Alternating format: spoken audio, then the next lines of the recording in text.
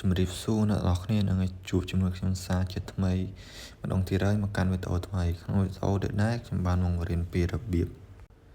បិទបើក Easy Touch នៅលើទូរស័ព្ទដៃ iPhone ហើយអ្នកនរគ្នាមុនដំបូងយើងចុចទៅលើ Setting រួចយើងអស់ចុចក្រោមបន្តិចយើងនឹងឃើញពាក្យ Accessibility ចុចលើនឹងមកយើងអស់ចុចក្រោមបន្តិចមកយើងនឹងឃើញពាក្យ Touch នឹងចុចលើនឹងមកអ្នកនរគ្នាយើងចុចលើ Touch នឹងមកបន្ទាប់មកយើងនឹងឃើញចុចលើ Touch នឹងមកយើងនឹងឃើញនេះ Easy Touch យើងចុចលើនឹងមកចុចបើកមកអ្នកនរគ្នាហ្នឹងហើយយើងបើកកន្លែងហ្នឹងយើងបិទកន្លែងហ្នឹងដែរអ្នកគ្នាបើអ្នកចង់បើកកន្លែងហ្នឹងក៏បានដែរបើអ្នកគាត់អត់ចង់បើកទេយើងអាចចុចបិទហើយហ្នឹងទៅជាការស្រេចអ្នកនរគ្នា